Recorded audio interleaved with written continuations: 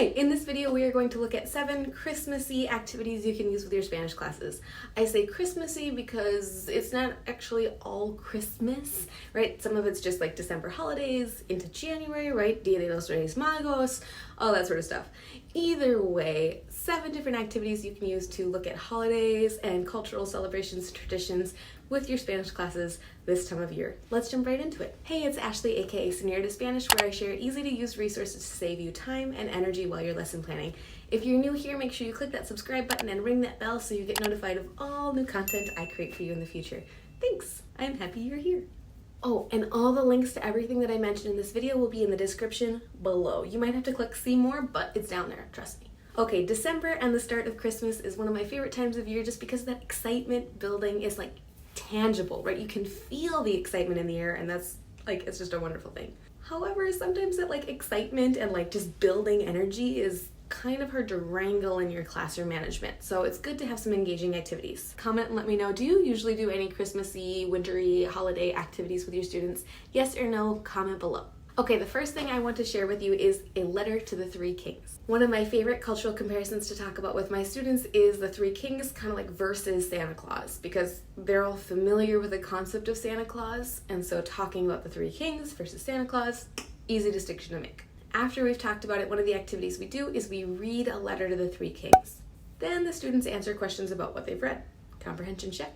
After reading the sample letter and watching this video, Como cada año desde 2008, el Palacio Postal de Correos de México lleva a cabo un programa para fomentar en los niños una tradición que se niega a desaparecer. It can be fun to have students write their own letters. I have a scaffolded version where students just kind of fill in the blanks, and I have a differentiated version that's a little more challenging for my advanced students. Like I said, these activities are Christmassy, but not just Christmas. I like to do this reading activity with my students to look at the different dates that different holiday traditions happen. So they read the description and then they match what was being described on the calendar. It's a really good way to practice dates, days, and months while you're starting to learn about these holiday and cultural traditions. Another good activity to follow up the reading is this video from Tío Spanish. If you're not familiar with their channel, you should go check it out. It's a little bit weird because of the finger puppet style, but students find it really engaging, and I think it's just because it's like one of those things where it's like just weird enough to just like get their attention and hold their attention, and it is a really succinct description of a lot of different cultural celebrations. Okay, I can't continue this video without showing you this shirt. There's like 1,000 of them because it's really old by now, but like, I wear it every December, like at least once a week in December, because like when else would you wear it? But it makes me laugh. Feliz Navidad. Moving on. If your students need help with geography, I highly recommend this virtual field trip activity. I love virtual field trips because they have to connect the where and the what as we talk about it, because I don't know about your students, but my students always do this thing where I like talk about a country and they're like, is that in? No, it's not. No, it's not even sort of where you like thought it was in your head. I don't know how you got that idea, but it's just not.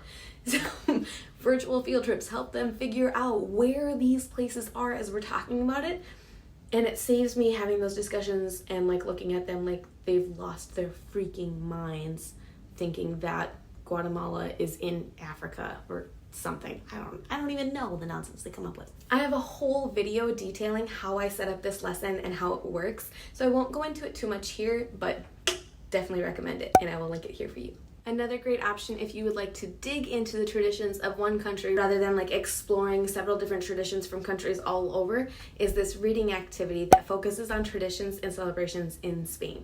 It includes La Loteria, Nochevieja, Nochebuena, Las Uvas, as well as Dia de los Reyes Magos. This is a great one to have students jigsaw. If you're not familiar with jigsaw, it's basically like splitting your students up into groups and each of them have a section of the reading, so that way each group becomes an expert on one of the things that they read about.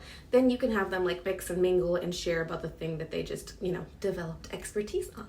If you are in a setting where you don't feel comfortable teaching about Christmas, or maybe you're not allowed to, the tradition of Las 12 Uvas is a great one to include that isn't religious. I like to have students simulate that tradition with mini marshmallows. One, because it's way more cost effective than buying grapes, but two, like mini marshmallows are smaller than grapes, so I feel safer having them shove 12 mini marshmallows in their mouths. I don't know, choking hazard. After we do the activity with the mini marshmallows and talked about Las 12 Uvas, we do a short writing activity that turns into a really cute bulletin board while the students share their wishes for the coming year. Do you have any other activities you like to do with your students around Christmas time? Drop me a comment and let me know what you like to do in your classes. Thanks so much for watching. Please remember to give this video a thumbs up if you liked it, or a thumbs down if you didn't. Click subscribe and ring that bell so you get notified of all new content I create for you in the future. I share new videos every week. And if you found this video helpful, would you consider clicking that share button and sending it to a Spanish teacher friend who might also find it helpful? Thanks!